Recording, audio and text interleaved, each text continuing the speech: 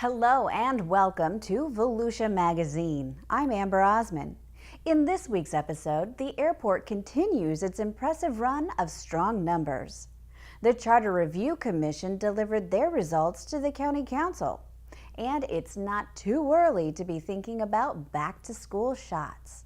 Plus, Joanne Magley talks with Mark Swanson, Director of Volusia County Beach Safety Ocean Rescue. Those segments and more coming right up on Volusia Magazine. I hope you stay tuned.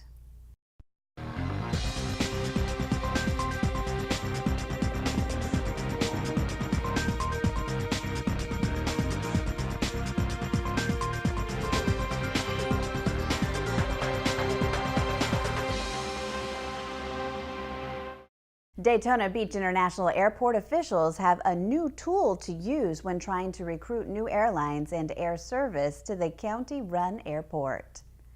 The Volusia County Council recently approved $300,000 in economic incentives to offer airlines if they agree to add daily flights for 1 year to a premium market. Those markets include Boston, Chicago, Dallas, Detroit, Miami, New York, Puerto Rico, Toronto, Canada, or Washington, D.C. The incentive is similar to what was done to help attract JetBlue. Jay Cassens, Business Development Director at Daytona Beach International Airport, said the incentive has various levels to cater to different air carriers. There's incentives for daily service, which is going to be the most incentive. There's non-daily service, and then there's seasonal non-daily service. So each one of them has a different level of incentive associated with it. The airport also will market for the carrier, provide fee waivers, and handle baggage for the first year. The total cost of the package is $675,000, but the value to the airline is about $1.3 million. The incentive program is worth much more to residents, though, when you consider the economic development of the daily flight, which brings about $30 million into the area, according to industry studies.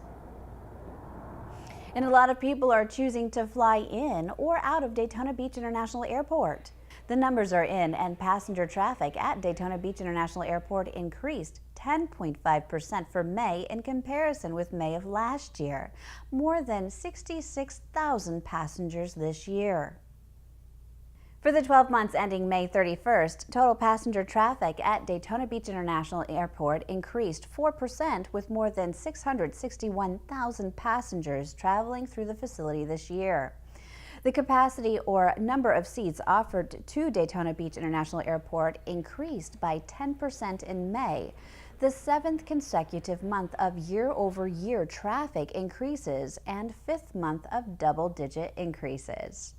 It helps that we're able to show that we're actually expanding the market, and we're not just necessarily taking from Delta's previous New York traffic or American Airlines. In the month of May, we saw Delta's load factors increase from 93% to 96%, so that's a very positive sign. Currently, 3 airlines serve Daytona Beach International Airport: JetBlue, which offers daily nonstop service to New York City; Delta, which offers nonstop service to Atlanta; and American, which flies nonstop to Charlotte. For flight and ticket information, you can visit flydab.com. 46 years ago, Volusia County citizens made history when they passed the first home rule charter in the state of Florida. Today, most of Florida's urban counties have followed Volusia's leadership and have approved their own home rule charters. Volusia County's charter, which provides the framework for self-government, must be reviewed every 10 years. The most recent review concluded earlier this month when the 15-member Charter Review Commission presented its final report and 3 proposed amendments. Commission Chair J. Hyatt Brown described the amendments during a public hearing at the Volusia County Council meeting on June 16th. The amendments are largely procedural and designed to update how Volusia County government operates.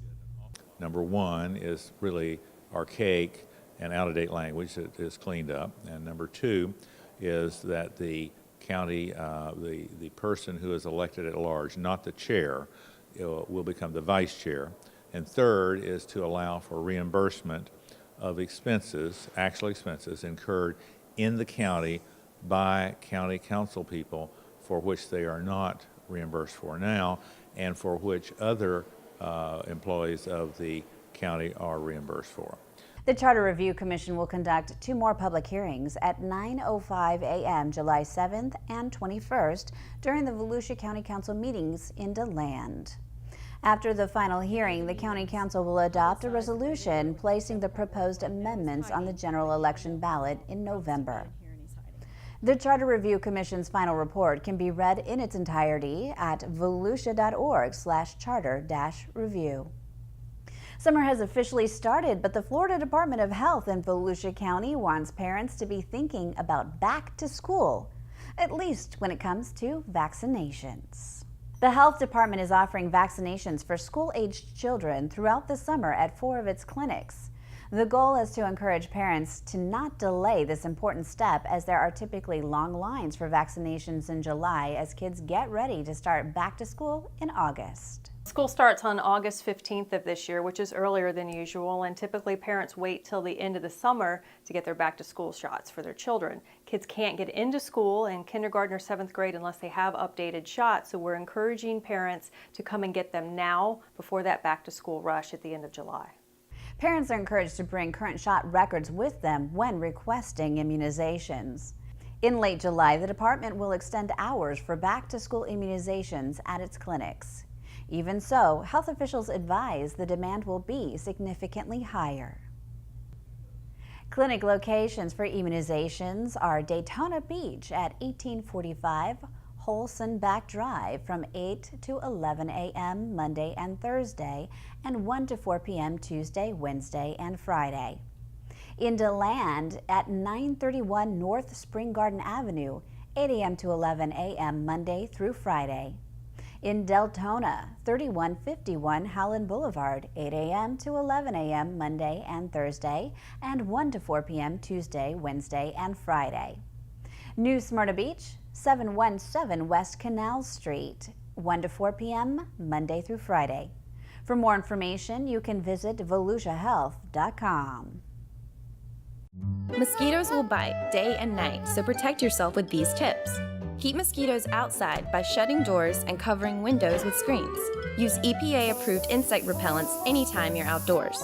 Cover your skin with long sleeves and pants. Mosquitoes lay their eggs in water. Just a bottle cap of water is all they need. So drain, refresh, or cover anything around buildings that can hold water at least weekly, and put away outside items that aren't being used. A message from the Florida Department of Health. Here's a look at some events happening around Volusia County.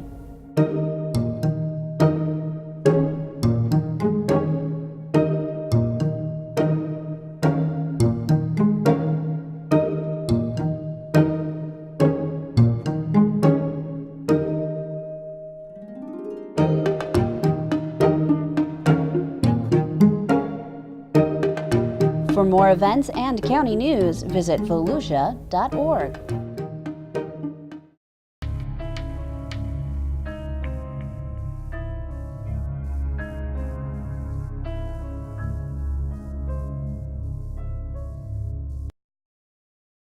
If exploring nature and environmental offerings are what you're looking for this summer, look no further than the Lyonia Environmental Center.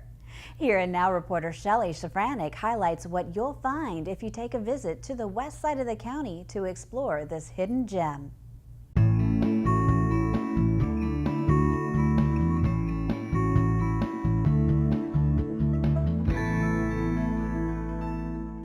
At Lyonia Environmental Center, there is so much to see and do as you learn about natural Florida, wildlife, and our connection with the environment.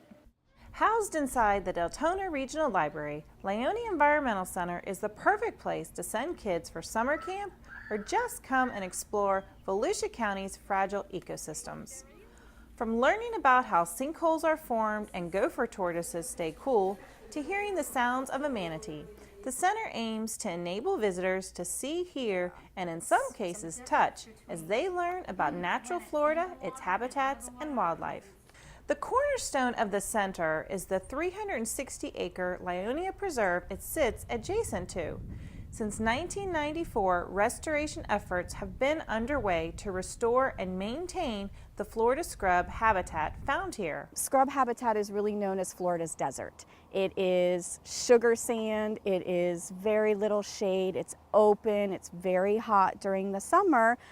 So it really has desert-like qualities. Some similar plants that you would find in desert habitats can be found out in scrub habitat as well. But what's really important about scrub is the sand.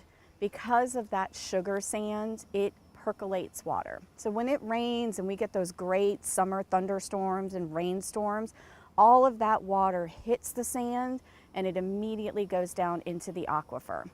That aquifer is where we get our drinking water, and that is where it also feeds the springs and feeds the other water bodies in Central Florida. The springs feed the rivers flow into other parts, and so it's really an integral part of maintaining good water quality and water quality as a whole and water quantity, so that other habitats have the water it needs, people have the water, animals have the water too. Now, if you're lucky, when you visit the preserve, you might also see a Florida scrub jay. These cute birds with distinctive blue features are endangered and can only be found in Florida scrub habitat. Scrub jays prefer this low, scrubby, shrubby types of plants. They don't like high trees. High trees like that up there, that brings in predators. So they prefer this open area. They nest very low to the ground. Their nests are usually right at about my eye level. And so they nest very low. Their primary source of food is acorns. So with all of the oak trees that we have in scrub habitat, they have a really large quantity of their primary food source, which is those acorns. Other habitats in other areas don't have that for them. Over time, they have just learned to adapt and change, and they can only be found here. So when we don't have scrub habitat, we don't have those scrub jays. If you visit Lyonia Preserve this summer, make sure you bring lots of water to drink and wear sunscreen, as there is no shade out in the preserve. After taking in the preserve, if you head back inside, something new to check out this summer is an expanded exhibit area called the Blue Spring Room. The purpose of this room is really to tie in a little bit about the preserve and its connection between the ancient beach that it is and the spring and the river that the percolating water will feed into that aquifer. We have a saltwater tank here because millions of years ago, when the sea levels were higher, this was actually the beach. This was beachfront property. That's why in the preserve we have all of that wonderful fine sugar sand. And they've actually done core samples out in the preserve and found fossilized sea urchins and sea stars that were in the preserve. This was beachfront property. This was prime real estate. And so as the sea levels receded over time, this became part of Central Florida and became the high and dry land. The hills that you see in Central Florida and all this sand were the sand dunes. So this is why we have that connection with this saltwater tank. In the Blue Spring Room, you can check out 2 touch tanks and see small alligators, snakes, and other animals. We would just love everybody to come visit us. Every Wednesday at 2 o'clock, we do a program called Wild Wednesdays with Ron. One of our docents will just do a great hands-on program for the general public, showing people the animals, letting people touch them and interact with them and educating them. And it's just a great family place to come. Come have a picnic, come hang out with us in here, see the exhibits, and it's just a great family place to be. Lyonia Environmental Center is open from 9 a.m. to 5:30 p.m. Monday through Thursday, from 9 a.m. to 5 p.m. Friday and Saturday, and from 1 to 5 p.m. on Sunday. Admission is free, and many of the programs they offer are free. They also have summer camps for kids. However, they do fill up quickly. For more information about Lyonia Environmental Center, visit lyoniapreserve.com. For Volusia Here and Now, I'm Shelley Safranek. It's time to go into the studio and join the Director of Community Information, Joanne Magley, and her guest, the Director of Volusia County Beach Safety Ocean Rescue, Mark Swanson. Thanks, Amber. Well, during the course of a year, Volusia County's Beach Safety Ocean Rescue could make several thousand rescues and assist beachgoers with countless other needs to help make their beach visit a great one. So with the busy holiday weekend right around the corner, Beach Safety Ocean Rescue Director Mark Swanson joins us now in the studio. Hi, Mark. Good morning, Joanne. Thanks for being here.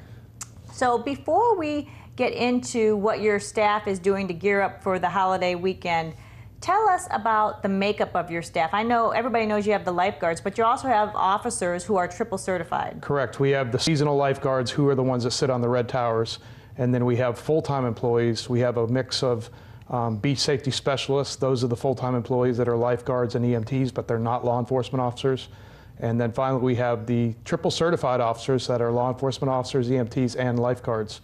And so that makes up our full-time staff. So with the full-time staff and the part-time staff, that's what we staff the beach with during the weekends. And is it pretty unique to have triple certifications within a beach office? There is only 2 other agencies that we know that actually do it triple certified.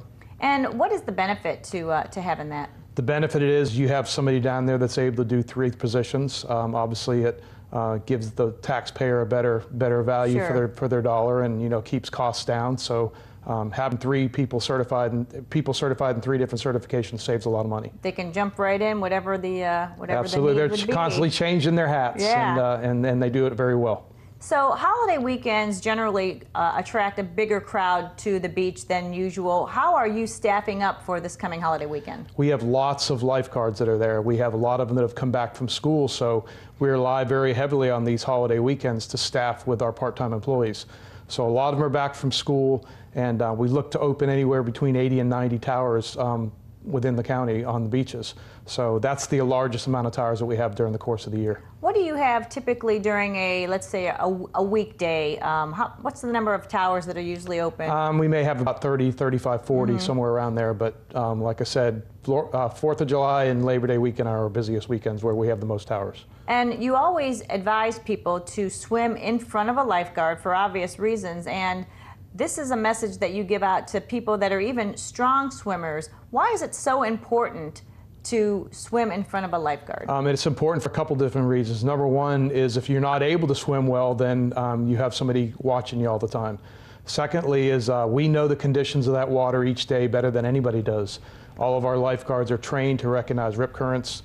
They're trained to know when there's marine life in the water, different things like that. So we know the water better than anybody does, and therefore if they swim in front of us, the staff lifeguard towers, we're able to give them that information.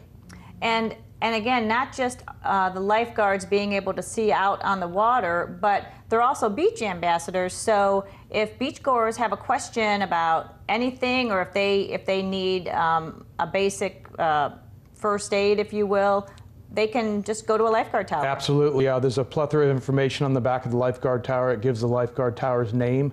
It gives the water temperature, the water conditions. Gives some information on rip currents, and then along with that, each lifeguard is equipped with a first aid kit, and they also carry vinegar, which is used if you have a jellyfish sting.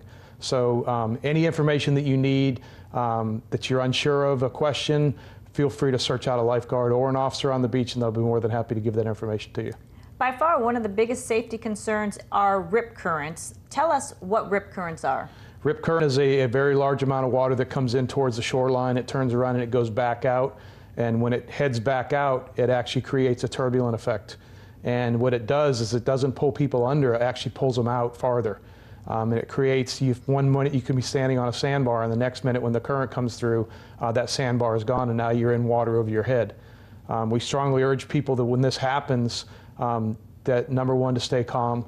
Number two is to swim parallel with the shore, and eventually the current will break. But if you have problems, raise your hand, wave your hand. Lifeguard's going to be watching, and certainly if you need help, they're going to come in and get you.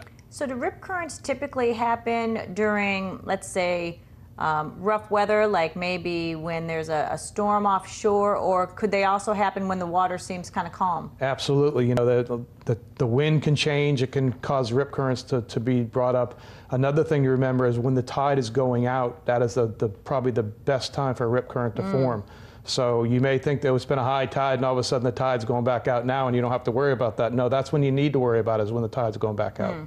So the beach is a beautiful natural resource, and it provides hours of family fun, but there are some rules in place to make sure that everybody has a safe experience at the beach. Absolutely. You know, we have, every day we have to, in the areas where driving is allowed, 16 miles of the beach we allow driving. And every day we have to establish a safe traffic lane. And if at any point it's not safe down there for a traffic lane, we won't let any cars on the beach. However, when they're driving in that traffic lane, they need to make sure that they keep their eyes focused ahead, just like you're driving on a regular street. You want to have your headlights on, your window down, and no texting while you're driving. And, you know, it's very important to point out that, you know, there's only, like you said, 16 miles of beach where people can drive. What advice do you give people with children? If you're down on an area of the beach where there's driving is permitted, if you're walking adjacent to the traffic lane, please make sure you hold on to your child's hand.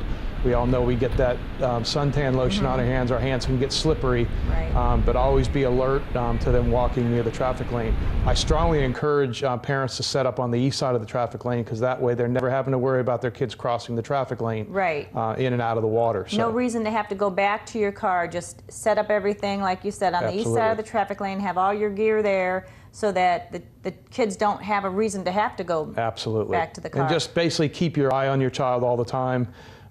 Make sure that your children know where you're located and how to get in touch with you. And we have another program, the rescue bracelets is another program that we use, and you can get it from any lifeguard or any lifeguard tower or any law enforcement officer. It's a band that goes on the child's wrist, and it's brightly colored yellow, and it's able to go into the water, and we write your phone number on there, and that way if your child becomes detached from you at any point during the day, we can get them back to you.